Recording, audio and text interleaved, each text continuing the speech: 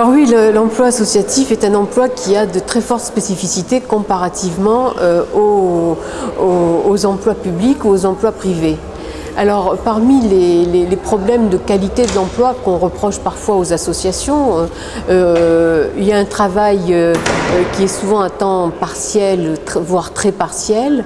Un certain nombre d'emplois associatifs sont des emplois qui sont complémentaires à une activité principale que le salarié exerce par ailleurs.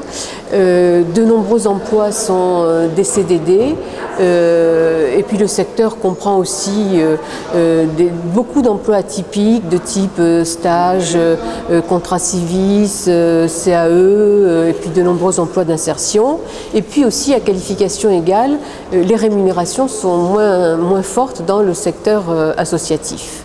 Alors du côté positif, les salariés des associations ont aussi de nombreux atouts par rapport aux autres secteurs.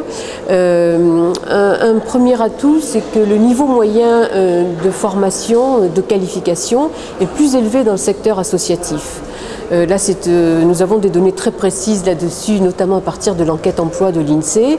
Et ce niveau plus élevé de qualification et de formation participe aussi sans doute, pour une part, de la capacité du secteur à s'adapter.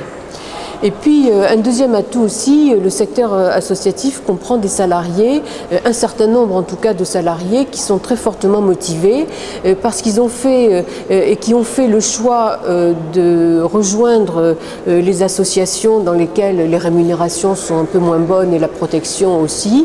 Mais ce n'était pas un choix par défaut, c'était un choix volontaire parce qu'ils avaient une certaine satisfaction à travailler dans les associations et à servir l'intérêt général.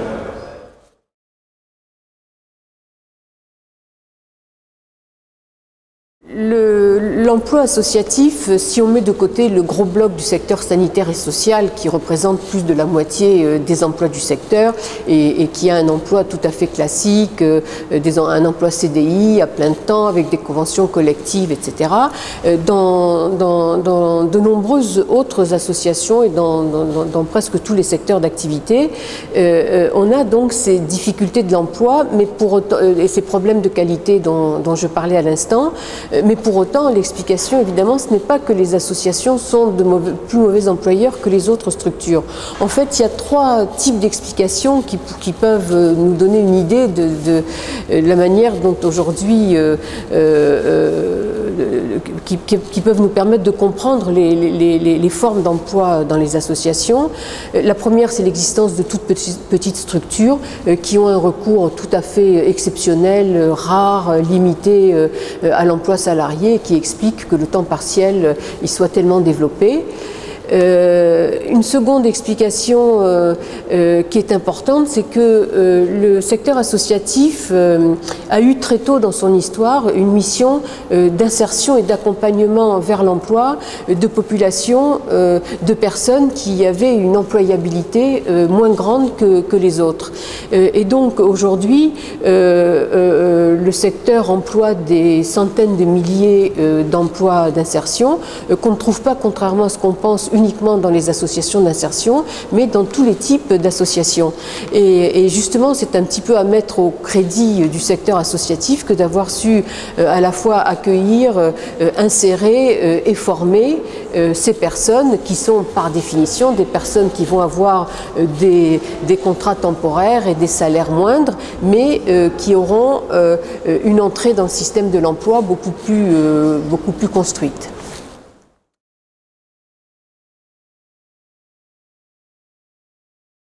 Il y a un très grand nombre de petites associations, ce sont justement celles-ci qui vont créer les emplois et qui sont aussi très fragiles, donc qui vont aussi devoir licencier quand il y a des moments difficiles. Et ces petites associations sont le plus souvent gérées par des professionnels et par des bénévoles, pardon. Et les bénévoles, par définition, ne sont pas des professionnels. Ce n'est d'ailleurs pas ce qu'on leur demande. On leur demande d'être des personnes engagées et de mettre en place un projet et de faire vivre ce projet. Et il leur manque souvent les atouts, les compétences qui sont nécessaires pour manager la structure au niveau humain et aux autres niveaux. Et donc l'accompagnement est ici essentiel pour ces petites structures parce que justement il intervient auprès des petites structures à la fois pour consolider un modèle économique qui est particulièrement fragile dans ces structures, pour aider à améliorer aussi la gouvernance et l'organisation. Et de ce point de vue, c'est un œil extérieur qui est absolument indispensable pour les petites structures.